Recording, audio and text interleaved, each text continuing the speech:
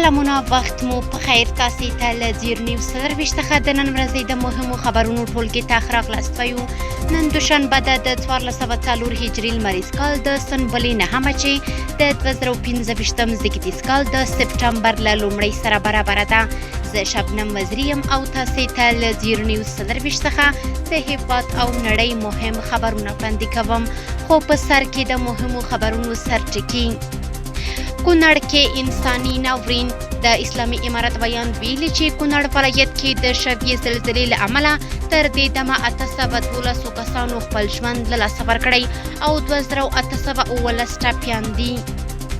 د کونړ غمیزې په اړه د نړیوالو خواخوږي ملګرو ملتونو، اروپایي ټولنې، ایران، هند، پاکستان، ترکیه، جاپان، سعودي عربستان او کابل کې د آذربایجان سفارت په افغانستان کې د ختیځې سیمې د ویجاړونکې زلزلې له امله خواشیني څرګنده کړې ده.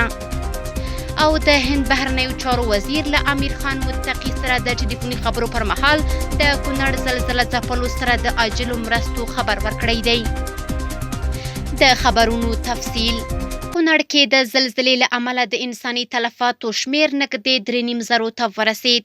د اسلامي امارت بیان په یوه خبري کانفرنس کې ویلي چې د کونړ ولایت په نورګل، څوکۍ، وټپور، ماڼوګۍ، چپه دره او نورو سیمو کې تر دې دمه 812 کسانو خپل ژوند له لاسه ورکړی او 2818 نور ټپیان دي.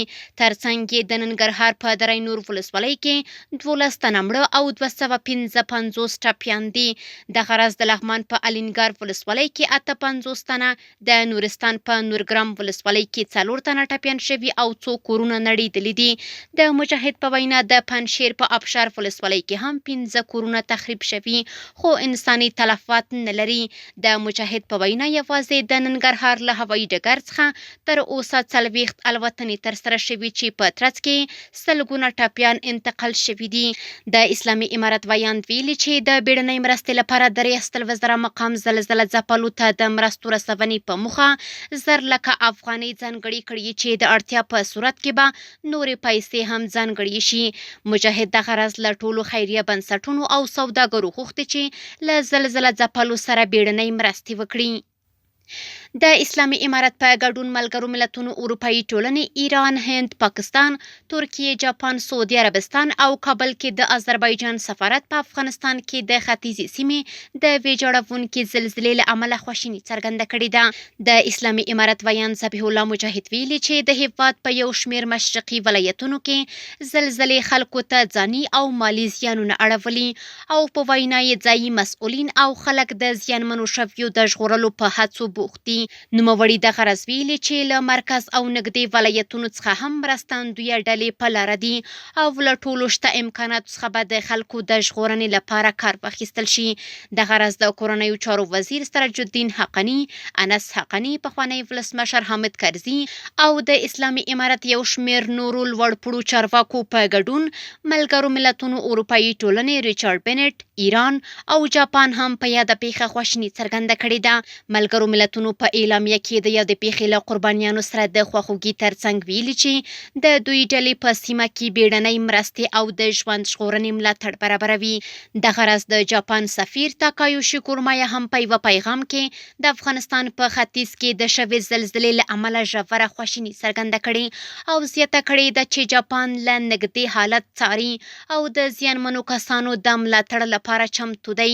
ایران د پاکستان لومړي وزیر شهباز شریف او د هند ولسمشر نریندرا مودي، د هند بهرنیو چارو وزیر اس جے شنکر هم له زلزله ځپلو سره د مرستې اعلان کړی.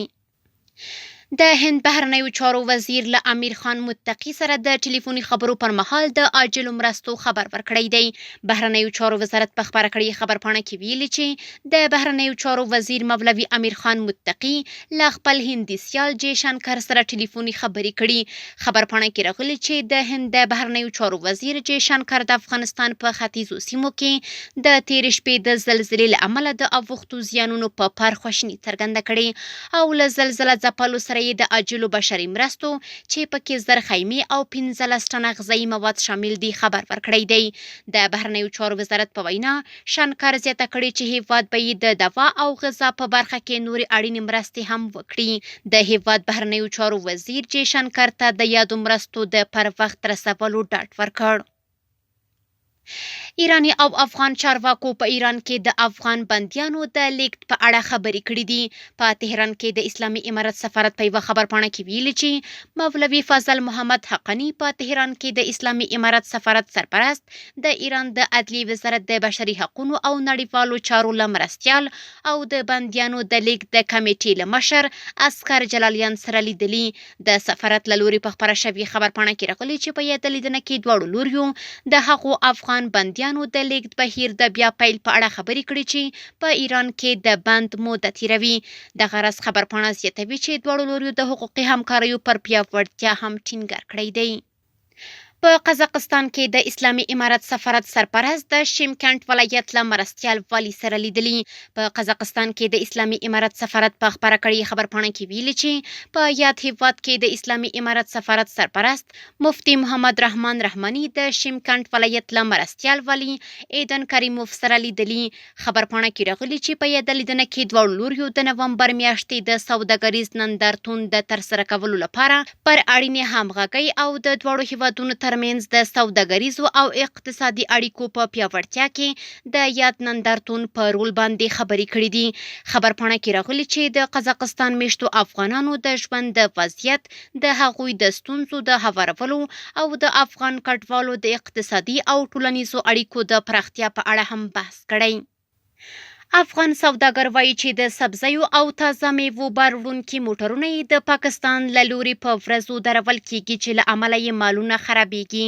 د سبزیو او تازه میوو سوداګر شکایت کوي چې پخوا به د دوی بار وړونکي موټرونه له سکن وروسته د پاکستان خاورې ته د تګ اجازه ترلاسه کوله، خو اوس نه یوازې سکن کیږي بلکې د دوی صادراتي مالونه فزیکي تلاشي هم کیږي چې دا کار نه یوازې د دوی د بار وړونکو موټرو د 2 تر 4 ورځو پورې اوږده خنډ سبب ګرځي بلکې د دوی د مالونو د خرابېدو لامل هم کیږي.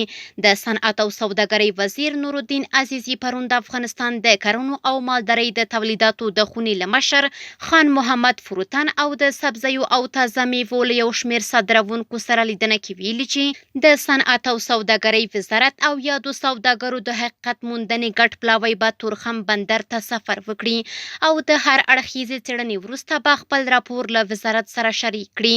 دا لومړی ځل نه دی چې پاکستاني لوری په بیلابیلو پلمو د تورخم له لارې تلونکي په سبزیو او میوو بار لري دروي.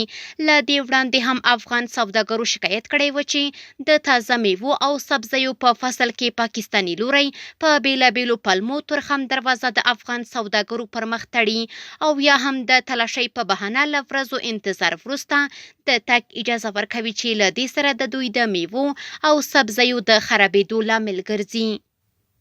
کورني خبرونه هم دومره و. د نړیوالو او سپورټي خبرونو لپاره زموږ پاڼې وڅارئ په خپل رسنیو باندې فیسبوک، انسټاګرام، ایکس یا پخوانی ټویټر، یوټیوب او ټیک ټاک زموږ خپرونې خوښئ او موږ تعقیب کړئ. ادرس یې زیر نیوز 24 تر سبانې خپرونې. د الله په امان.